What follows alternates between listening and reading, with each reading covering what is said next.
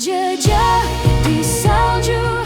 Percakapan yang bermula dari tanya-jawab pelajaran di WhatsApp perlahan berubah menjadi ruang curhat dan keintiman terlarang, membawa Maya dan Aryan semakin dekat pada batas yang seharusnya tidak pernah mereka lewati.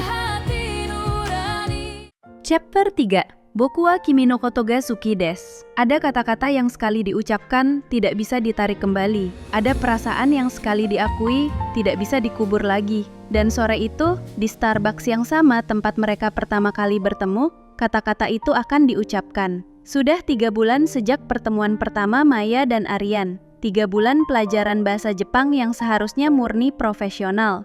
Tapi entah sejak kapan, garis itu mulai kabur. Percakapan WhatsApp mereka tidak lagi hanya tentang tata bahasa hiragana atau partikel wa dan ga. Mereka mulai berbagi cerita, berbagi keluh kesah, berbagi tawa, dan tanpa disadari, berbagi perasaan. Sore itu, Maya datang lebih awal. Dia duduk di meja pojok, tempat favorit mereka. Di depannya terbuka buku pelajaran bahasa Jepang bab 8. Hari ini mereka akan belajar tentang ekspresi perasaan.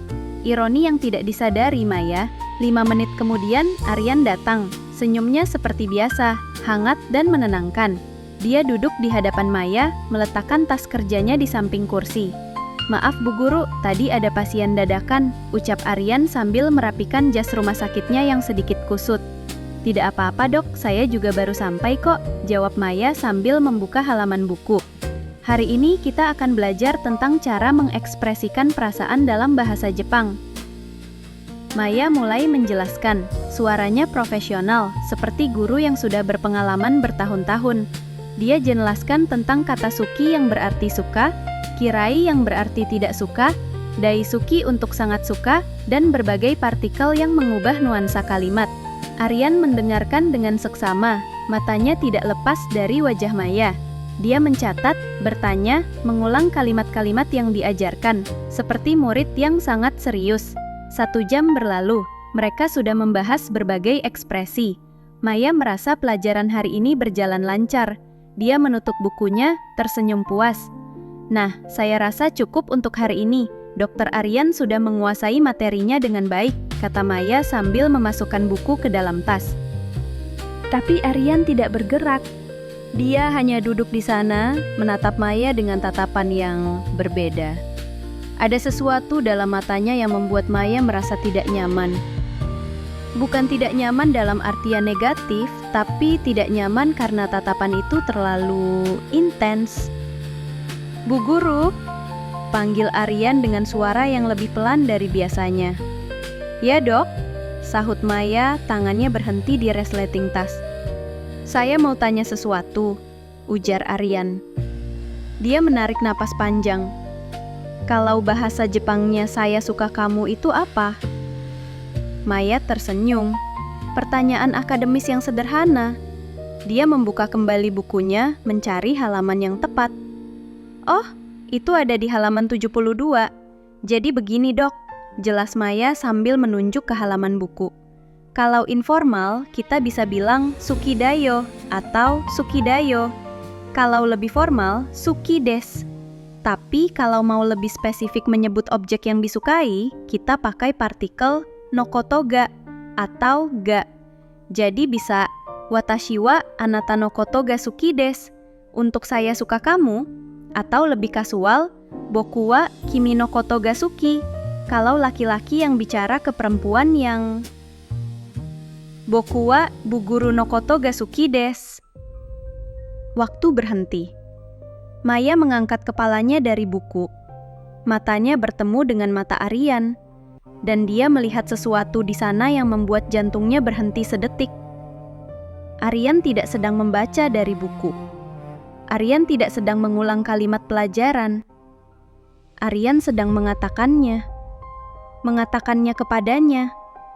Dengan mata yang tidak berkedip, dengan wajah yang sangat serius, dengan setiap suku kata yang diucapkan dengan penuh kesungguhan. "Boku wa bu guru no koto ga suki desu." Aryan mengulanginya. Kali ini lebih pelan, tapi entah kenapa terdengar lebih keras di telinga Maya. Maya terdiam. Mulutnya terbuka sedikit, tapi tidak ada kata yang keluar. Otaknya mencoba memproses apa yang baru saja terjadi. Ini lelucon kan? Ini bagian dari latihan kan? Tapi tatapan itu terlalu serius untuk sebuah lelucon. Detik-detik berlalu seperti eternitas. Maya merasakan jantungnya berdetak begitu kencang hingga dia yakin Aryan pasti mendengarnya. Tangannya yang memegang buku mulai bergetar. Kerongkongannya terasa kering. Suara-suara di sekitar mereka tiba-tiba terdengar sangat keras. Mesin espresso yang menggiling biji kopi terdengar seperti gemuruh. Percakapan pelanggan di meja sebelah terdengar seperti teriakan. Musik latar kafe yang biasanya lembut kini terasa menusuk telinga. Dan aroma kopi yang biasanya menenangkan kini tercium begitu kuat hingga hampir membuatnya pusing. Dokter Aryan? Maya akhirnya berhasil mengeluarkan suara, tapi suaranya bergetar. Apa yang maksud dokter? Bu guru tahu persis apa maksud saya, potong Aryan. Dia masih menatap Maya tanpa berkedip. Saya tidak sedang latihan kalimat. Saya sedang mengatakan yang saya rasakan. Tapi dokter sudah berkeluarga. Saya juga berkeluarga. Ini tidak. Maya tidak bisa melanjutkan kalimatnya. Pikirannya kacau. Dia ingin berdiri dan pergi, tapi kakinya seperti terpaku di lantai. Saya tahu, ucap Aryan. Suaranya terdengar lelah. Percaya sama saya, Bu Guru. Saya sudah mencoba. Sudah 3 bulan ini saya mencoba mengabaikan perasaan ini. Tapi semakin saya mencoba, semakin kuat rasanya. Maya merasakan seluruh tubuhnya bergetar. Dia tidak siap untuk percakapan ini. Dia tidak siap untuk konfrontasi ini. Yang lebih menakutkan, dia tidak tahu apa yang sebenarnya dia rasakan. Apakah dia marah? Tidak. Apakah dia terkejut? Iya, tapi apakah dia tidak menyangka? Sejujurnya, di sudut hatinya yang paling dalam, mungkin dia sudah tahu. Mungkin dia sudah merasakan chemistry itu sejak lama. Mungkin dia juga merasakan hal yang sama, dan itulah yang paling menakutkan. Dokter tidak bisa mengatakan ini, bisik Maya. Matanya mulai berkaca-kaca. Kita tidak bisa, ini salah, ini sangat salah. Saya tahu ini salah, balas Aryan. Dia akhirnya mengalihkan tatapannya, menatap cangkir kopinya yang sudah setengah kosong. Tapi apakah salah kalau saya jujur tentang perasaan saya? Apakah salah kalau saya ingin Bu Guru tahu? Tapi untuk apa saya tahu? Maya bertanya, suaranya hampir seperti tangisan tertahan. Untuk apa dokter memberitahu saya kalau kita tidak bisa berbuat apa-apa? Untuk apa membuat segalanya jadi lebih rumit? Mungkin karena saya egois, jawab Aryan. Mungkin karena saya tidak mau berangkat ke Jepang dengan perasaan yang tidak tersampaikan. Mungkin karena saya hanya ingin Bu Guru tahu bahwa 3 bulan ini bukan hanya pelajaran bahasa Jepang biasa bagi saya. Keheningan menyelimuti mereka. Di tengah hiruk-pikuk kafe yang ramai, 2 orang ini duduk dalam keheningan yang begitu berat. Maya menatap ke bawah. Air matanya mulai menggenang, tapi dia menahan untuk tidak jatuh. Aryan menatap Maya, menunggu reaksi, menunggu kata-kata apapun. 1 menit berlalu, 2 menit, 3 menit. Tidak ada yang bicara. Hanya suara detik jarum jam di dinding yang terdengar, menghitung setiap detik keheningan yang menyakitkan. Permisi, boleh saya ambil piringnya? Suara pelayan kafe memecah keheningan mereka. Maya hampir melompat kaget. Dia menarik napas lega, seolah-olah interupsi ini adalah penyelamat. Oh ya, silakan, ucap Maya cepat, terlalu cepat, memberikan piring kosong di mejanya. Pelayan itu tersenyum ramah, mengambil piring dan gelas kosong, lalu pergi meninggalkan mereka berdua lagi. Dan keheningan kembali menyelimuti. Tapi sebelum Aryan bisa membuka mulut lagi, ponselnya bergetar kencang di atas meja. Layarnya menyala dengan nama RSIGD tertulis besar. Saya harus angkat ini, kata Aryan sambil mengambil ponselnya. Halo? Ya, Dok Aryan. Apa? Sekarang? Baik, saya segera ke sana. Aryan menutup teleponnya. Dia berdiri dengan terdesa-desa mengambil tasnya. Ada pasien emergensi, saya harus ke rumah sakit sekarang. Maya hanya mengangguk, masih tidak bisa bicara, masih mencerna semua yang baru saja terjadi. Aryan berdiri di samping meja, menatap Maya untuk terakhir kalinya. Bu Guru tidak perlu menjawab sekarang. Tidak perlu menjawab sama sekali kalau Bu Guru tidak mau. Tapi, dia menarik napas. Saya hanya ingin Bu Guru tahu, saya harus pergi. Dan Aryan berjalan pergi, meninggalkan Maya sendirian di meja itu. Sendirian dengan cangkir kopi yang sudah dingin, dengan buku bahasa Jepang yang masih terbuka di halaman 72, dan dengan perasaan yang tidak dia mengerti. Maya duduk di sana, tidak bergerak selama 10 menit penuh. Pelanggan datang dan pergi, musik berganti, tapi dia tetap duduk, menatap kosong ke arah pintu di mana Aryan menghilang. Akhirnya dia menutup bukunya dengan perlahan, memasukkannya ke dalam tas, minum air putihnya yang tersisa, berdiri, berjalan keluar dari kafe. Semua dilakukan seperti robot, tanpa kesadaran penuh. Di luar, hujan gerimis mulai turun. Maya berjalan ke arah mobilnya yang terparkir.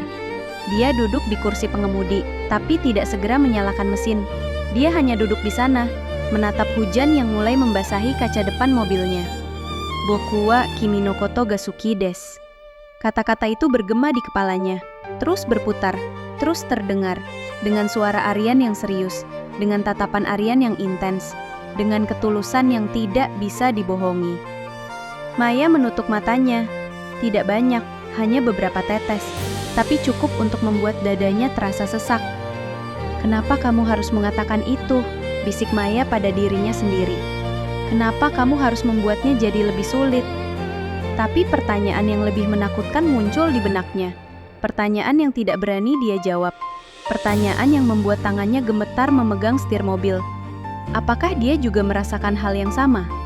Apakah di balik semua profesionalitas, di balik semua batasan, di balik semua alasan mengapa ini salah, apakah dia juga menyimpan perasaan yang sama? Maya membuka matanya. Dia menyalakan mesin mobil, menyalakan wiper untuk membersihkan hujan di kaca, mengendarai mobilnya keluar dari parkiran, pulang ke rumah, ke suami yang menunggunya, ke anak-anak yang merindukan ibunya. Tapi sepanjang perjalanan, kata-kata itu tidak berhenti bergema. Boku wa kimi no koto ga suki desu. Boku wa kimi no koto ga suki desu. Boku wa kimi no koto ga suki desu. Malam itu, Maya tidak bisa tidur. Dia berbaring di samping Dimas yang sudah tertidur pulas, menatap langit-langit kamar yang gelap. Pikirannya tidak bisa berhenti, jantungnya masih berdetar tidak normal. Dia mengingat wajah Aryan saat mengucapkan kata-kata itu, keseriusan di matanya, keteguhan di suaranya, keberanian untuk mengatakan sesuatu yang seharusnya tidak dikatakan. Dan yang paling menakutkan, Maya menyadari bahwa dia tidak membenci perasaan itu. Dia tidak marah, dia tidak merasa dilecehkan. Yang dia rasakan justru sesuatu yang tidak berani dia akui. Dia merasakan hangat, dia merasakan diinginkan, dia merasakan sesuatu yang tidak seharusnya dia rasakan untuk pria yang bukan suaminya. Maya menangis dalam diam, memeluk bantalnya, menenggelamkan wajahnya agar Dimas tidak terbangun. Ya Allah, bisiknya di dalam hati. Apa yang harus aku lakukan? Apa yang sebenarnya aku rasakan? Dan pertanyaan itu tetap tidak terjawab, tergantung di udara seperti kata-kata yang tidak selesai, seperti kalimat yang terputus, seperti perasaan yang tidak berani diakui. 3 bulan lagi Aryan akan berangkat ke Jepang. 3 bulan lagi untuk apa? Melupakan? Atau mendalami perasaan yang seharusnya tidak ada? Maya tidak tahu jawabannya.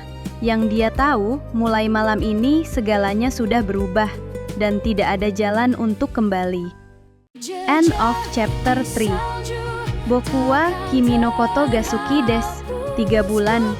Hanya 3 bulan. Dan waktu terus berjalan, tidak peduli pada hati yang bimbang. Next, chapter 4.